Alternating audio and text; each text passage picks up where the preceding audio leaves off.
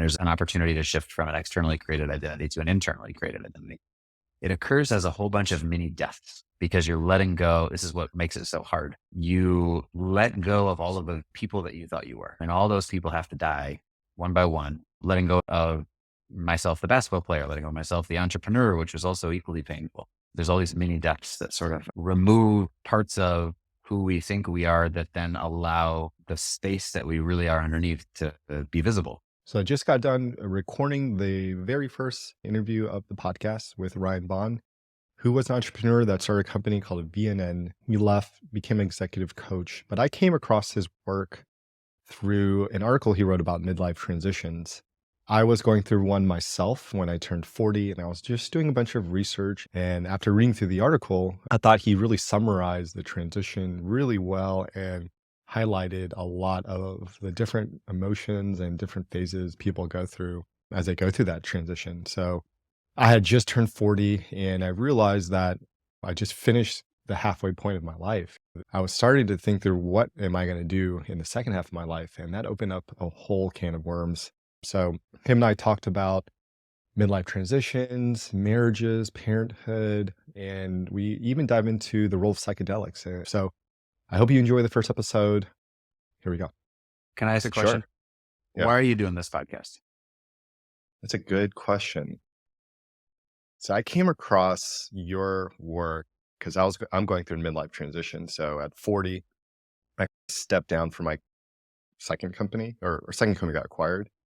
And I went on this year-long journey to figure out what I was going to do next. And the thing that I've always wanted to do was create content.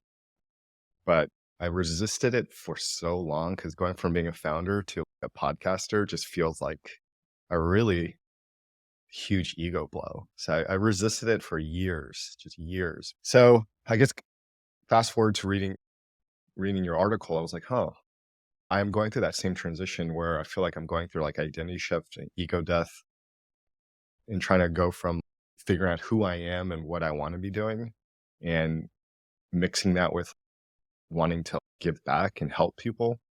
I landed on creating a podcast that can share different perspectives for people and how to live a more meaningful and different life. I think would be pretty fulfilling. So yeah, that's it. I appreciate you sharing that. I think there's something beautiful about a thing that's done not for some outcome that you're trying to do, but just because you can't not do it. I think that's really cool. Yeah. I came across your work because I was also going through a midlife transition when I turned 40. And I think the wake-up call I had was the average person lives till 78, and I'm past that 50%. Halfway there. I was like, whoa. Yeah. Halfway there. In my head, I had this visual of bar, the percentage complete. I was like, dude, it's at 50 something percent.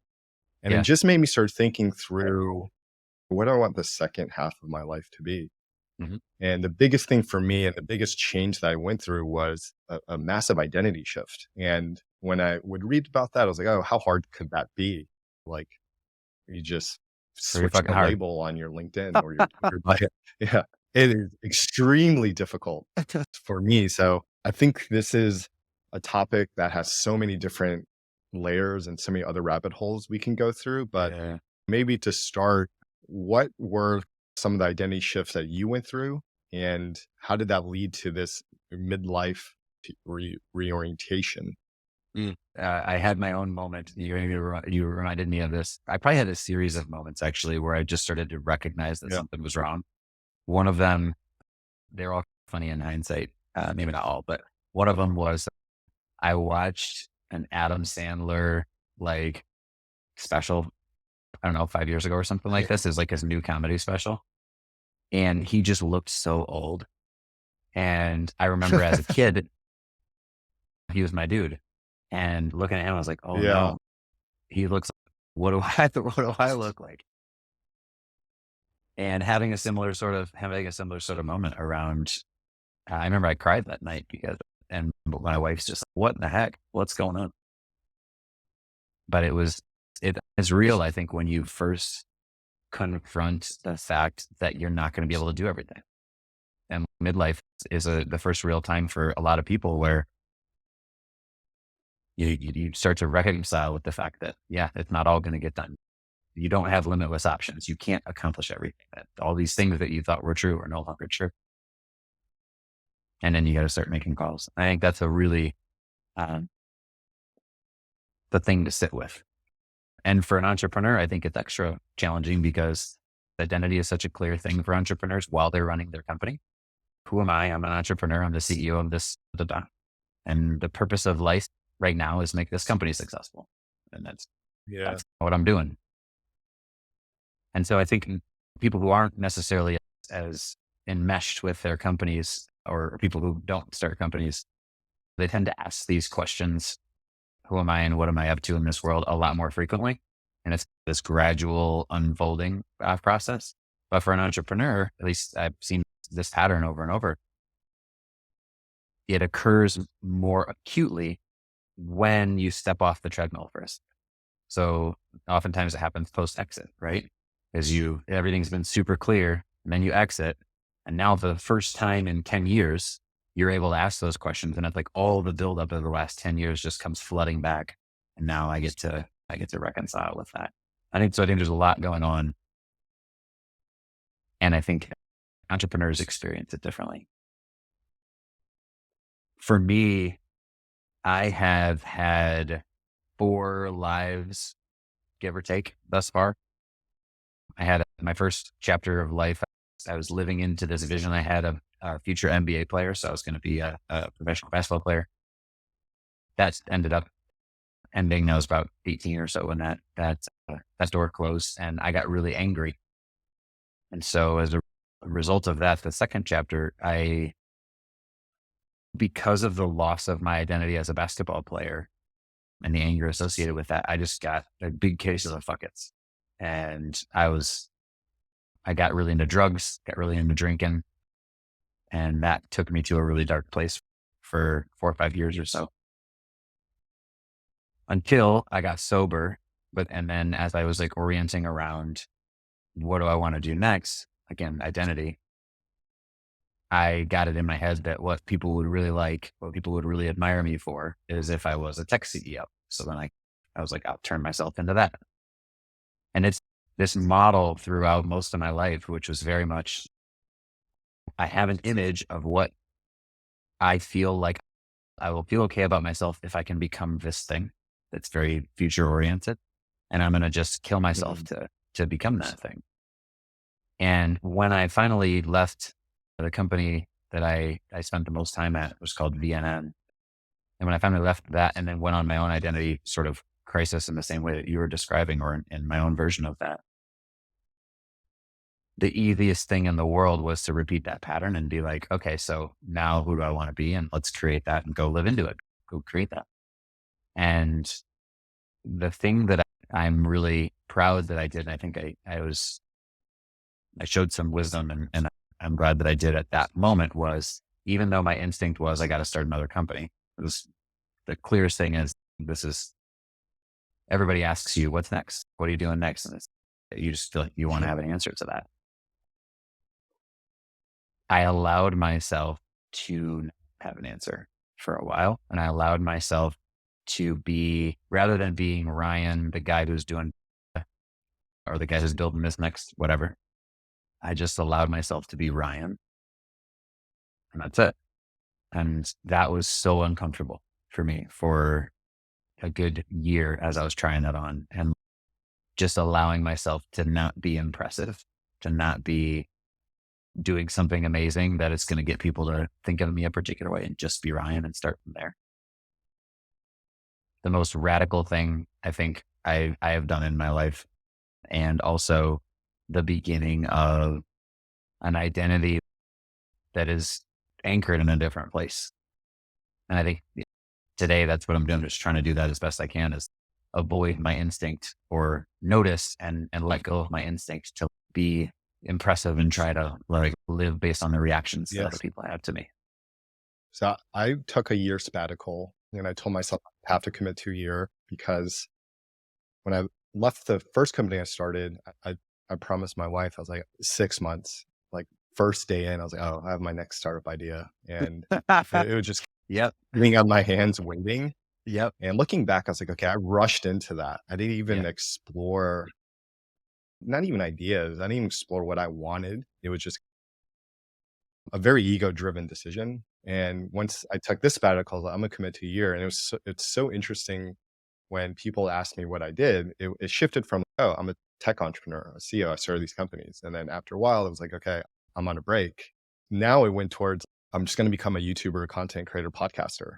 And in order to get to that final answer, I had to get really comfortable with not caring how people reacted. Because when I told people I was an CEO and I started this company and would ask follow-up questions, you get this kind of like respect or, okay, this guy's impressive. And then when it A went to look a in their break, eyes. yeah, Yeah. it's a look in their eyes like, oh man, Yeah. that's so cool. Then went to a break and there was always this eyebrow. It's, you're in a break. You're not working. Are you lazy? And then it went to the content creator and it was, oh, so you're like a influencer now? Like that's what you want to do. And just getting all those reactions, I just came to the point where it was, this is my identity. This is what I want to do. And I'm just going to lean into it and be comfortable Mm. in it. That was a huge awakening. But the biggest thing to get there was just getting really comfortable with being bored. And that was super difficult. And I think really getting comfortable with boredom, I would say that was probably one of the most difficult things to do during that time. Yeah.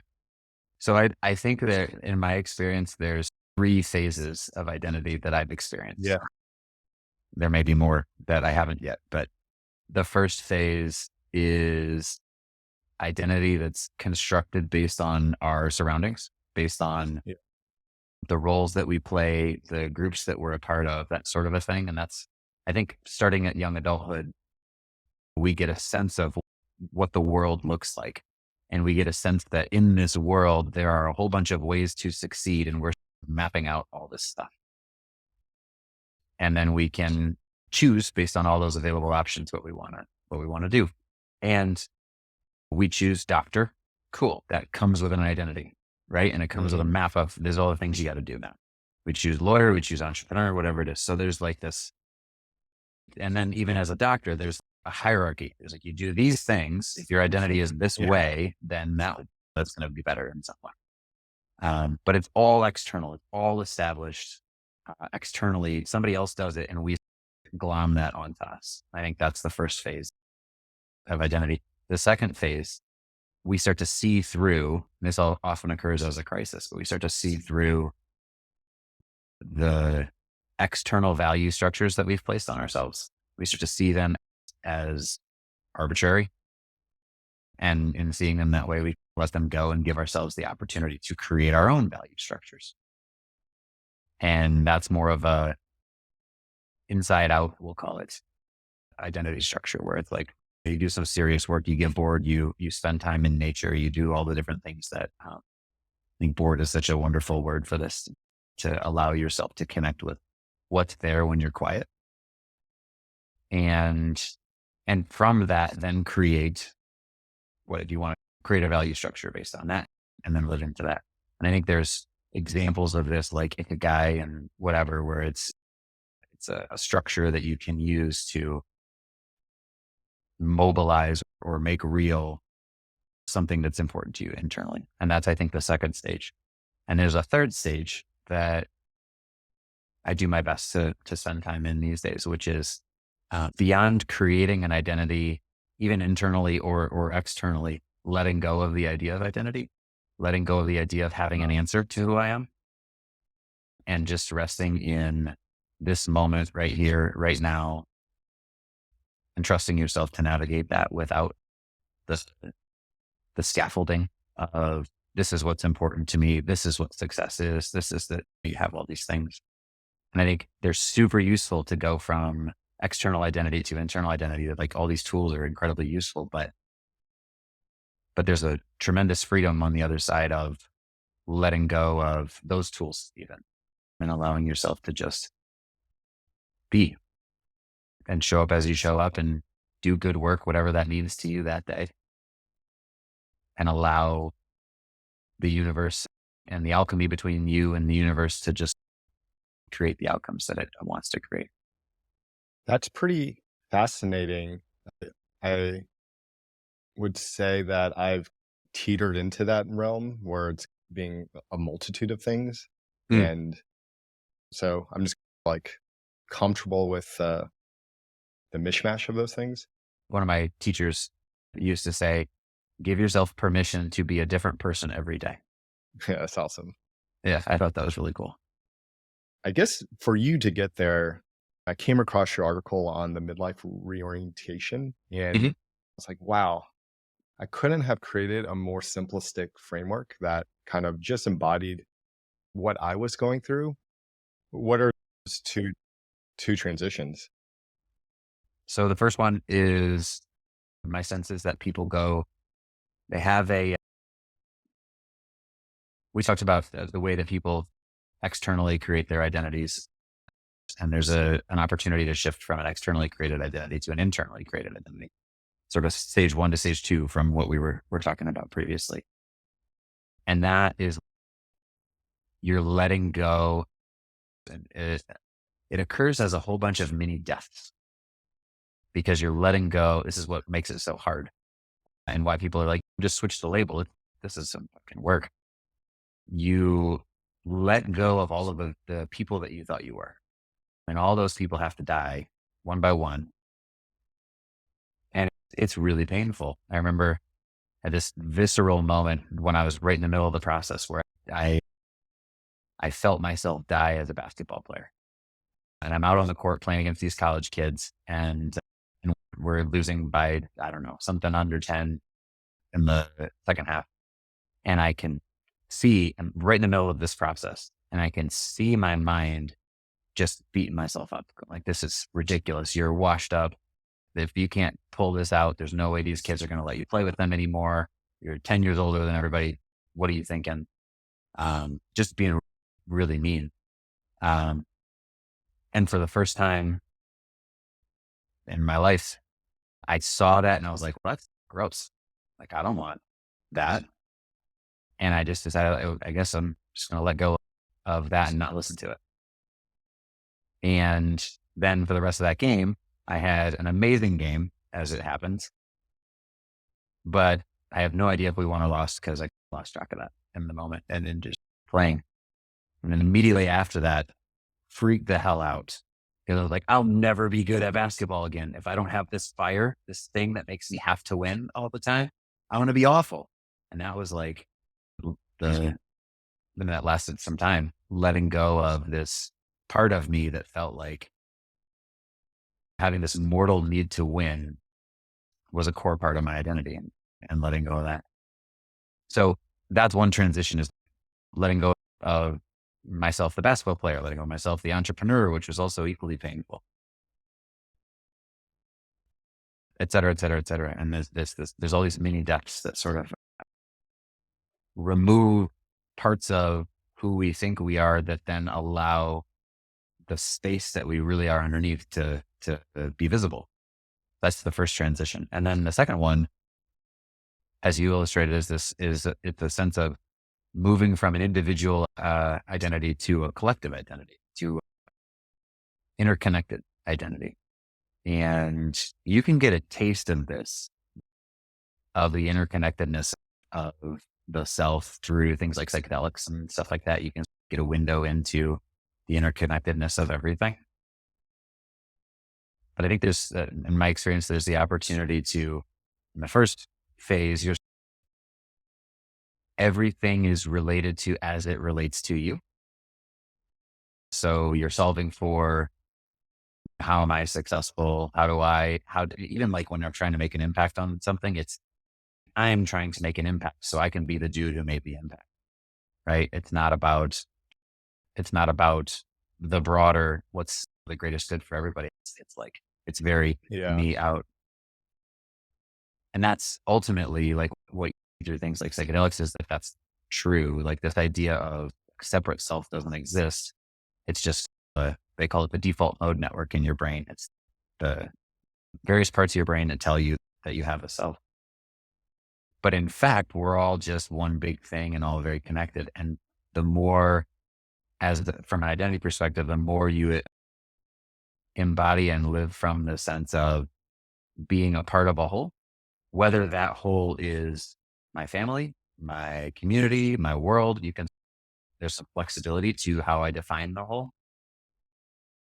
But I think one of the characteristics of the second half of life for most people is a shift from being self-serving to, it's not really other serving, it's the collective serving. Okay, and I'm a part of that, right? I'm not sacrificing myself to do something. I am a part of something large, and I am serving that thing in a way that also lifts me up. There's all sorts of cool examples of people going from their first mountain, trying to build something amazing to suit their ego, to their second mountain, which often looks really different. The thing that really resonated with me was around what you mentioned around identity death. Mm-hmm. I think what also happened at the same time for me was the ego death. And know the two are intertwined, but obviously everyone has an ego. But for me, it was driving a lot of decisions. A lot of what got me excited, a lot of motivation was very ego driven, whether it was money or status or insert whatever it is for you. And just letting go of that, it created this like huge void. Can you say how it happened? What was your ego death? What happened? We should definitely double click on psychedelics because that had a huge role. Not in this instance, because similar to you, I went sober. Mm. For me, the biggest motivation was money. And I didn't really realize that until I had it. Mm-hmm. And it was always this thing because I didn't grow up rich. And I would always say, when I became rich, I'll be happy. I'll be content. I'll have all the things I wanted to have. And when that moment happened, I just realized it was meaningless and it didn't really matter. And that was a wake-up call for me. And I went into rethinking all the decisions I made, rethinking what motivated me. And I went into like a low grade or seasonal, I don't know what it was, but I was very depressed and I couldn't really get excited about anything anymore. I felt like I lived the first half of my life duped and tricked into following this motivation. And I think once I just let that die, and I think everything started re-emerging where I started getting about things, I started to get motivated. But it was very hard to lose that identity mixed with what got me super excited and motivated. Obviously, giving back and building a company and building something that could move society forward was definitely part of it. But I realized that money was a really big driver. I always tell myself that wasn't true. It's like, oh, I'm very purpose driven. I want to give back. But because of how I was raised without having a lot of it, it was way more important than I ever thought it would be. Interesting. To one of the things that I hear when you're talking about that is that there's like this fear of losing motivation or momentum or spark or something like that goes with this. And I think it's so many of us, our motivation comes from a feeling of discontent, from a feeling of if I'm not good enough, or the world's not good enough, or something's wrong. And that's can be really tightly internalized. And all of our motivation is like to try to fix that thing, try to fix ourselves, try to fix the world, whatever that is. And it can be terrifying when you confront, what if I let go of something's wrong with me? Will I lose? Or what if I let go of, I don't have enough money, right? Will I lose everything that drives me? And for me, I have this story around, will I just go live in a van by the lake and I'll have no money and all this stuff? And it's a very melodramatic thing, but I think that's really real. Yeah.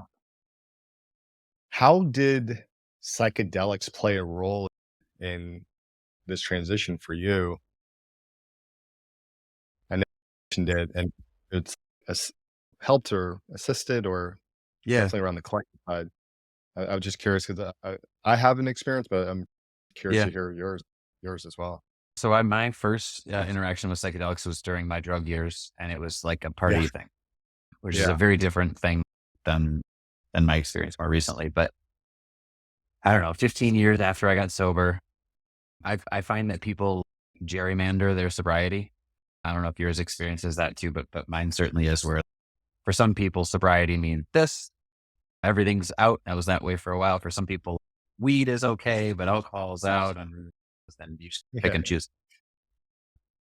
So for me, for most of my sobriety, it was really black and white. It's like everything's gone because things got so bad when I was in the midst of drinking and drugging. And the stakes just felt so high that I had to cut out everything. And so it was a really big deal to me. And it's around when I left my company VNN, and I'm going through this identity crisis of no longer being the CEO of VNN. Is a really big deal to consider exploring psychedelics, because it's like, this is a doorway into a part of me that I have like locked up tight. But I did it with a trusted, I did a psilocybin retreat with a trusted friend and shaman. And it was just a single thing. And it was, it was, I've always found that describing the actual trips it doesn't quite communicate, because it's an entirely different thing that you have to be there for. But it had an impact on me in, in a sense of peace with a slower pace, I think was the first thing. That was the first layer of the onion. I remember immediately 6 months or so after that, I was a group of friends and business associates that were in similar spaces. And I don't know if it's because I'm writing about it, but it feels like even people in my town, people across the country and the world that are going through the midlife process, I have a lot of conversations around that.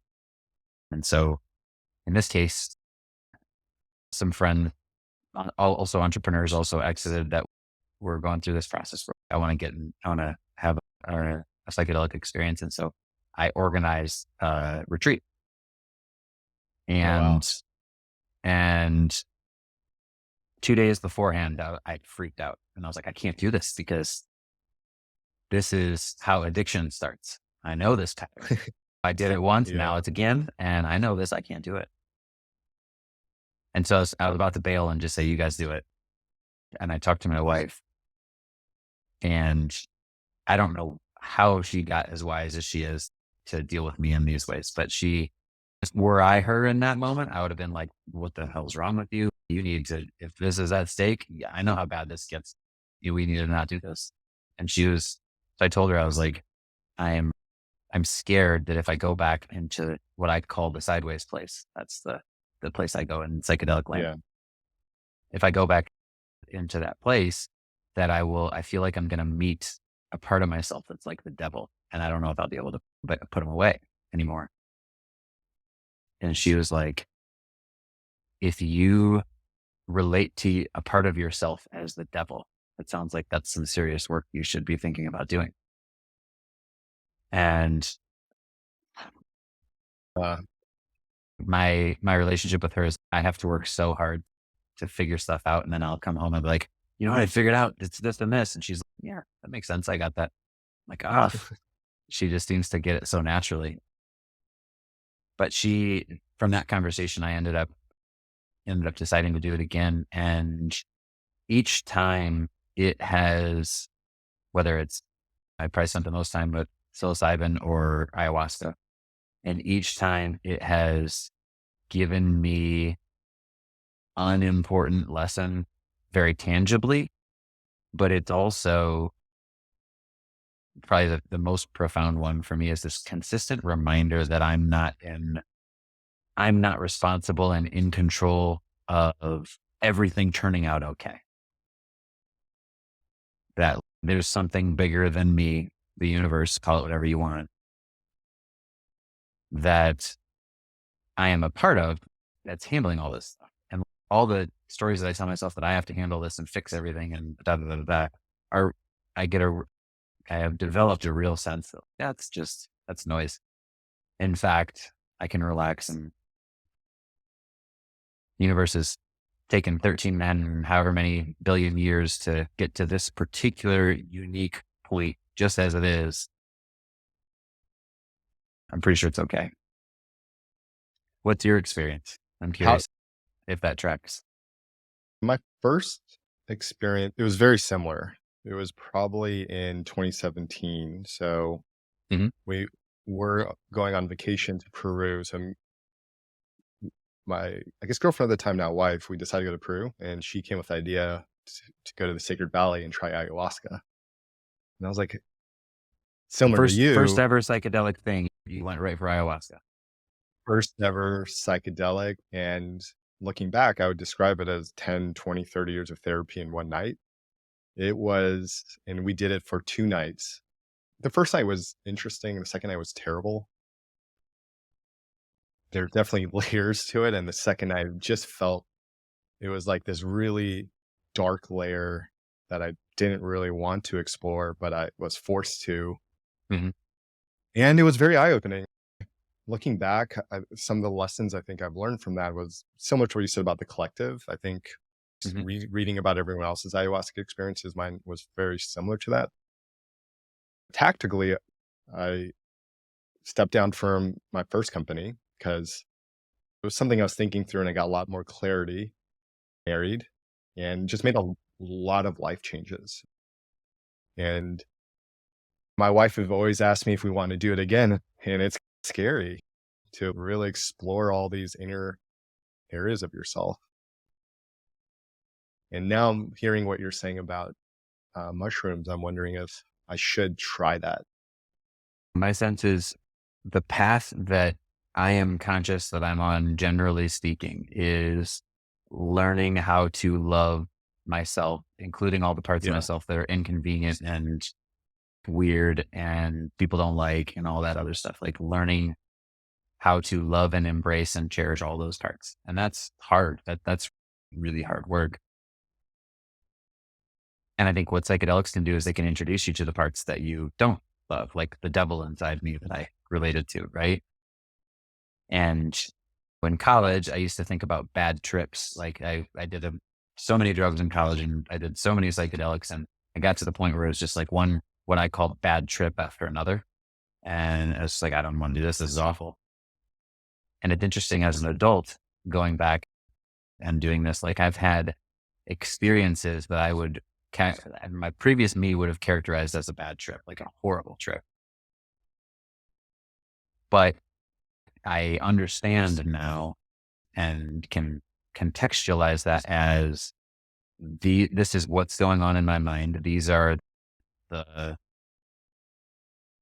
contractions in my mind, if you will. And this is my work. And yeah, I might Yeah. have to meet the devil inside me, and that's not going to be pleasant to meet the devil. I might have to be confronted with what, with infinite power in the face of which I'm an ant getting squished. But this is you will, I think what you learn if you do psychedelics enough is you learn uh, the way to be with those things. The way to be with them is to not resist them and to roll with them and to allow those things. So allow your, Yeah. remember that one night, the first night I came back into the room after going to the bathroom and I talked to the shaman and I was like, it was a very strange thing to say, but I was like, I think I have to die. And I still remember it. He's, I got you, man. Yeah. We have a path for that.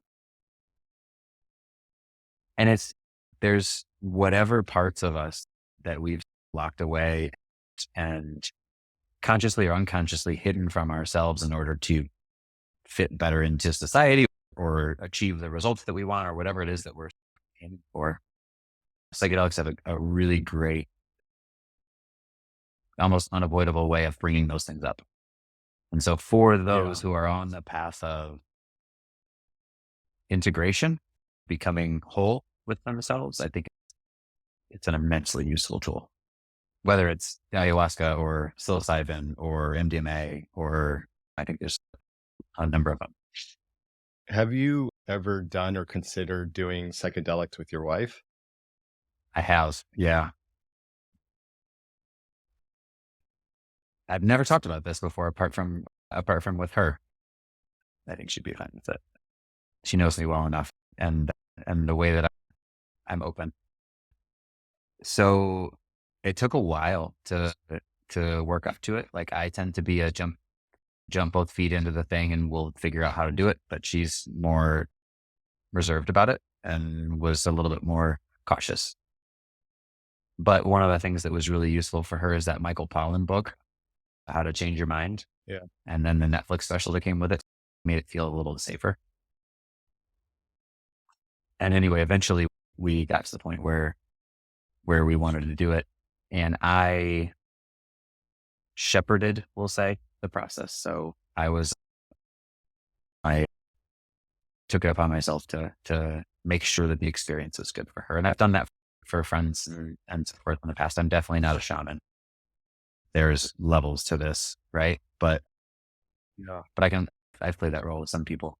And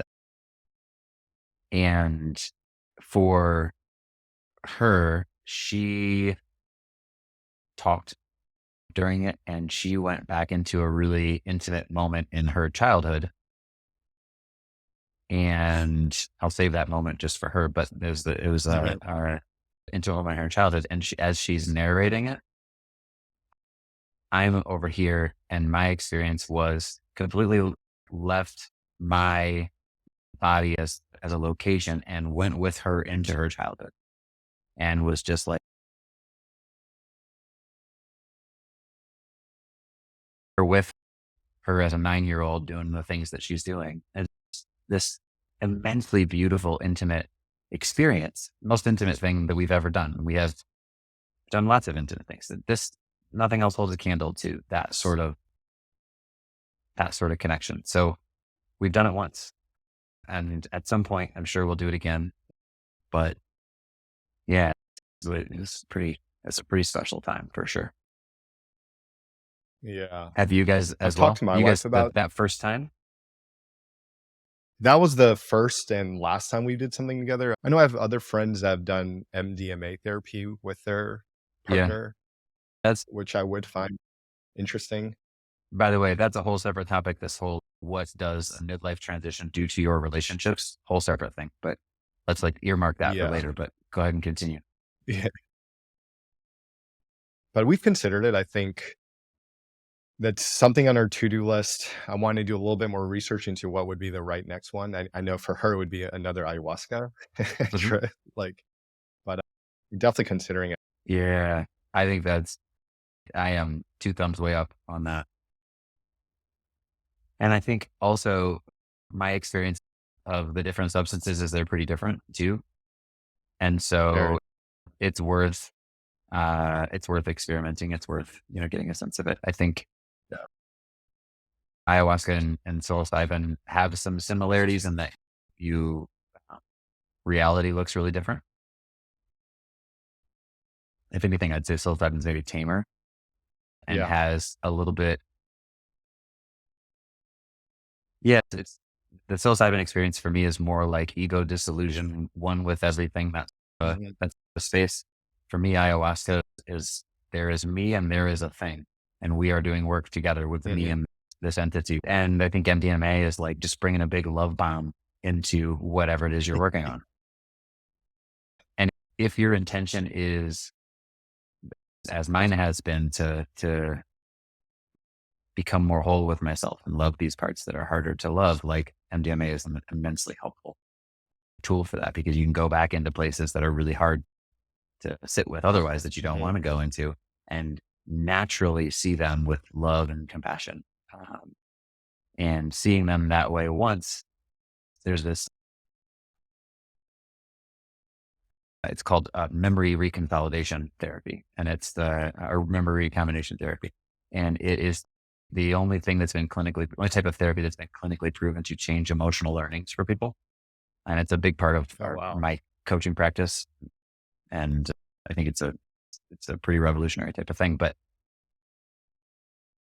inside an MDMA experience, one of the things that happens is you experience a traumatic emotional learning, whatever it is.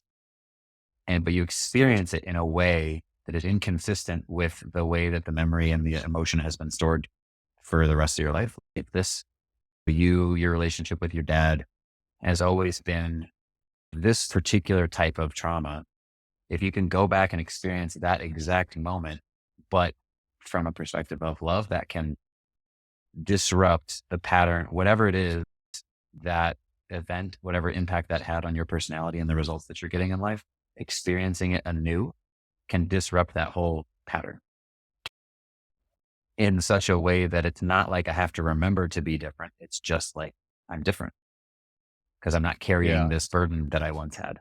It's a pretty powerful thing. And I guess in our conversations before we jumped on this podcast, Yeah, is that kind of what you're referring to around rewiring, I guess, your common thought patterns or just patterns in general? sure. Yeah. I think part of the work that I do is like tactical building business stuff, organizational design, and interpersonal dynamics and conflict and so forth. But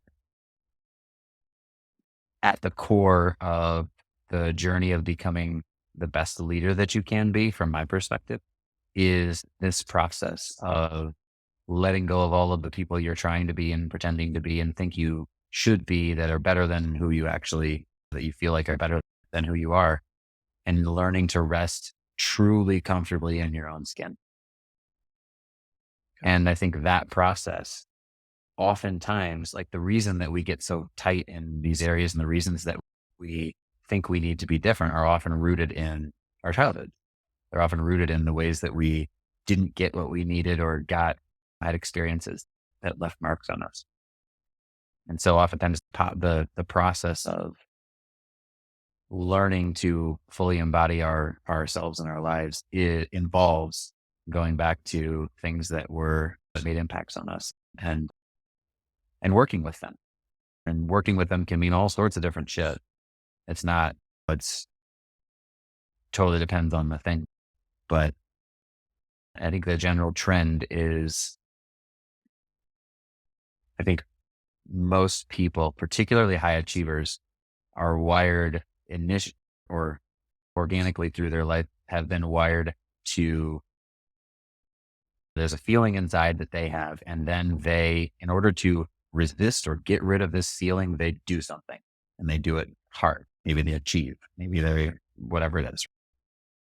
So there's the feeling, and then there's the way that we compensate for the feeling, like the meta feeling on top, which could be fear of the feeling or frustration or anger or whatever. And if that's the starting point, I think generally the movement for people when they're going towards wholeness is this core feeling of the inadequacy or whatever else is underneath that. It's working at the level rather than frustration and resistance against it. It's love and acceptance toward the Yeah. inadequacy. And that has an entirely different effect and can relax the whole system and can make for somebody that people are much more excited to follow. Yeah. One of the goals that I set at the beginning of the sabbatical was Hmm. to have a biological age that was a decade earlier and a mental age or mental emotional age that was a decade later. The physical stuff is easy, right? Because there's so much written about it with Huberman and Brian Peter Attia. Anderson's do it. And Yeah. yeah, it was just sticking to it. But the mental growth, emotional, that was a little bit more messier. But where I landed was exactly what you're saying. What the big lesson I derived out of that side was just accepting yourself Hmm. and going through a childhood or whatever trauma you had and just running towards it versus avoiding it. And Yeah. whatever way you would have to do it, whether it's therapy or psychedelics or journaling or whatever. Some combination of all of And those then things. Yeah. all of the things, and then just accepting yourself. And I don't think I'm 100% there yet, if I had to be honest, but I'm on the way there, and it's very liberating. Mm. Yeah. I don't know that there is, I haven't experienced like 100% there because we're living beings. Like there's not you don't, you don't achieve something and then get to keep it. Like that just doesn't Yeah, exist in life.